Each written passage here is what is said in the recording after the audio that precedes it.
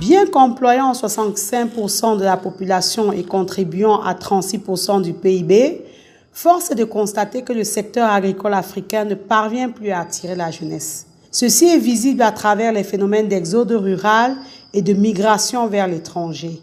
Le corollaire étant une réelle pénurie de main-d'œuvre pour les travaux lorsqu'on met sur pied un projet agricole en zone rurale. Oui, certains diront, il y a le chômage qui fait rage dans nos pays. Mais au même moment, combien d'employeurs, tout domaine confondu d'ailleurs, peinent à trouver des travailleurs? Parlons spécifiquement du secteur agricole qui est le nôtre. L'employé que tout entrepreneur agricole va d'abord chercher à recruter, c'est l'ouvrier agricole.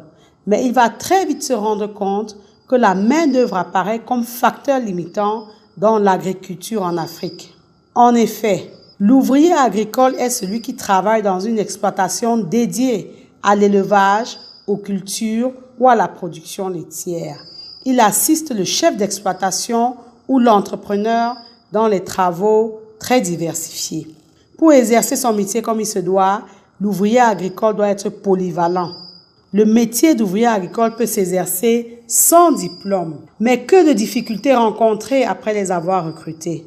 Voici quelques problèmes fréquemment rencontrés après avoir embauché un ouvrier agricole. Beaucoup recherchent du travail, mais ne sont pas prêts à se sacrifier pour gagner leur vie. C'est le cas par exemple d'un ouvrier qui quitte sa région désertique, non très chaude, pour venir travailler dans une région montagneuse. Ce qui est sûr, il aura froid. S'il n'est pas courageux, s'il ne sait pas s'adapter, il finira par repartir directement. C'est aussi par exemple le cas de cet ouvrier qui a rapidement accepté un travail de plancher sans réaliser que ramasser les excréments fait partie de ce travail-là. Et à la fin, il va laisser tomber car il ne supporte pas les odeurs ou la vue de ces excréments-là. Les ouvriers agricoles sont en général des personnes souvent peu qualifiées. Vous, en tant qu'entrepreneur, vous êtes tenu de les former afin qu'ils répondent à vos attentes. Mais certains, au bout de plusieurs mois, ne comprennent toujours pas ce que vous attendez d'eux. Ils n'arrivent par exemple pas à observer le cheptel et constater qu'une bête ne s'alimente pas. Il est par exemple incapable de respecter les procédures assignées au sein de l'exploitation. À la fin, vous serez obligé de vous en débarrasser. Vous n'obtiendrez jamais rien d'une personne qui manque de volonté.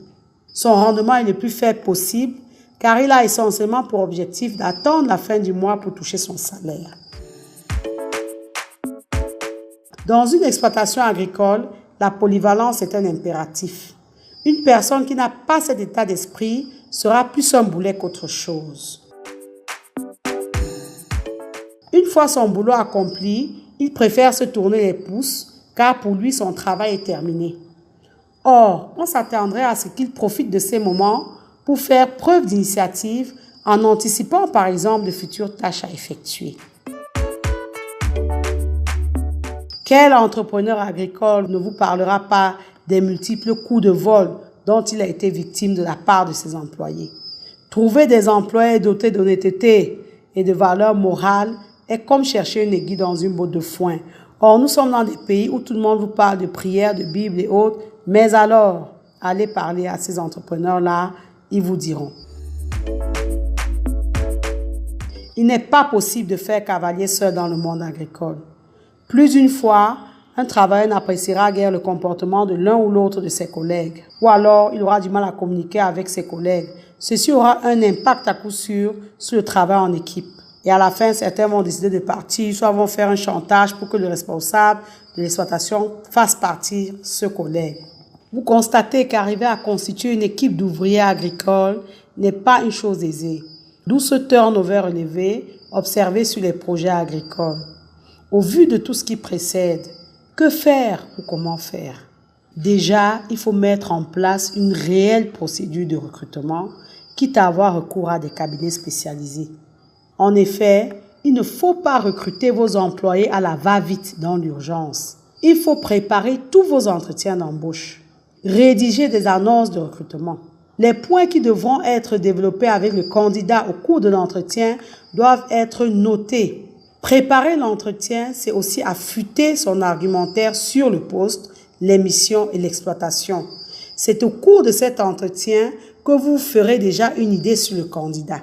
Vous devez avoir rédigé la fiche de poste de façon claire et exhaustive. La fiche de poste, en effet, c'est un document qui aborde les missions et les tâches assignées à l'employé agricole dans les détails. Elle sera très utile pour donner un fil conducteur à l'entretien. Cette fiche de poste est également un bon moyen pour définir les qualités attendues au plan du savoir-faire et du comportement. Tous les éléments déterminants du poste méritent d'être développés, de l'organisation du travail, en passant par les horaires, le management ou encore la formation. Bien sûr, la rémunération, les avantages en nature et tous les attraits du poste sont autant de points à aborder lors de l'entretien. La période d'essai, le contenu du contrat font partie des sujets à discuter avec le candidat. Afin de faciliter la sélection, il est recommandé d'établir une grille de critères à remplir par le candidat lors de l'entretien. Chaque candidat obtiendra ainsi une note, une échelle de valeur à l'issue de son entretien. Avec cette méthode, la sélection finale sera plus aisée. Autre condition de la réussite d'un entretien, c'est la préparation des questions. Il est important d'adopter des questions ouvertes afin de favoriser le dialogue. Les questions fermées, ce sont des questions qui incitent à répondre par oui ou par non. Or, les questions ouvertes, par exemple, dans quelle mesure il y a ceci, quels sont, combien, comment, ça incite la personne à parler. On peut déceler lors d'un entretien quelqu'un qui aura par exemple du mal à s'adapter, en lui posant la question « Comment réagiriez-vous si ?» En fonction de ce qu'il vous dira, vous pouvez vous faire une idée. La projection du candidat dans une situation de travail fictive offre la possibilité de juger sa capacité d'initiative et d'adaptation. Il faut aussi amener la personne à exposer son parcours scolaire et l'obtention de ses diplômes. Enfin, une question sur son projet et ses ambitions professionnelles sont un bon moyen de tester son envie de progresser et d'apprécier la pérennité dans la fonction future. Vous constatez qu'il ne faut surtout pas bâcler le processus de recrutement de vos futurs employés. La personnalité du candidat, ses motivations, ses points forts et ses centres d'intérêt sont complexes à appréhender. L'enjeu est de taille car il conditionne la qualité relationnelle employeur-employé, il conditionne l'ambiance de travail dans l'équipe ainsi que l'implication dans le poste. Il peut être intéressant de se faire accompagner par un professionnel du recrutement afin de sécuriser l'embauche et limiter le risque d'erreur. Car combien d'entrepreneurs a-t-on vu se décourager après les échecs répétés dans le recrutement et le turnover incessant sur leur exploitation? Même si un candidat vous est recommandé par un proche, prenez le temps de lui faire passer un entretien d'embauche en bonne et due forme. Une fois le candidat sélectionné, pensez à lui rédiger un contrat de travail, qu'il soit saisonnier ou temporaire. Ceci vous permettra, entre autres, de collecter les informations le concernant, pièces d'identité, numéro de téléphone, localisation du domicile, nom et coordonnées des personnes à contacter en cas de besoin, etc. Ces informations peuvent vous être utiles plus tard dans des cas de vol ou de maladie et tout ça. Sur le plan de la gestion de votre exploitation, nous allons vous donner en vrac plusieurs recommandations. Elles ne sont pas exhaustives, mais pour nous, ce sont des informations capitales. N'oubliez jamais que vous êtes le premier employé de votre entreprise. Vous devez prêcher par l'exemple au travers de votre implication et de votre discipline. Soyez vous-même présent lors de la réalisation de tâches stratégiques dans votre exploitation.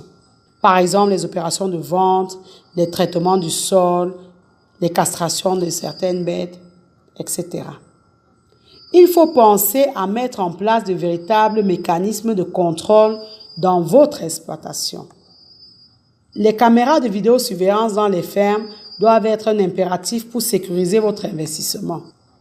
Au début, ne vous reposez pas entièrement sur les ingénieurs, car non seulement ils coûtent cher, mais beaucoup ont des connaissances théoriques et très peu d'expérience terrain.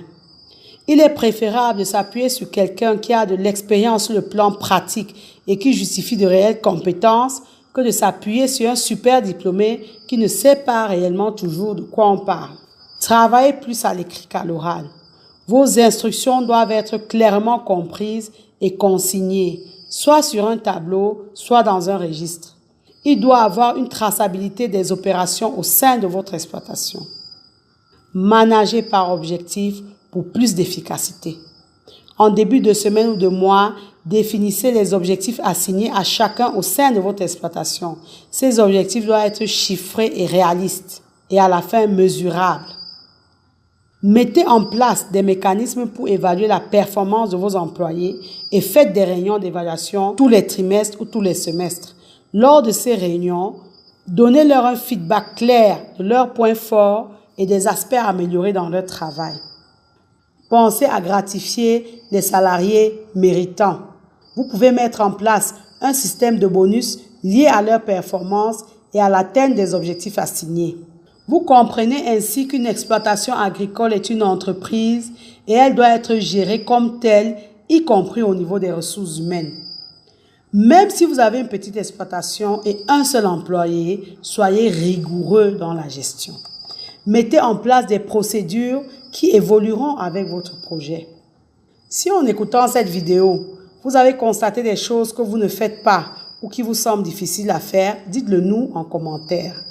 Dans tous les cas, nous pensons vous avoir donné quelques clés pouvant vous être utiles dans le recrutement et la gestion de vos emplois agricoles. Si c'est le cas, n'hésitez pas à nous le dire en commentaire. Vous connaissez le dicton?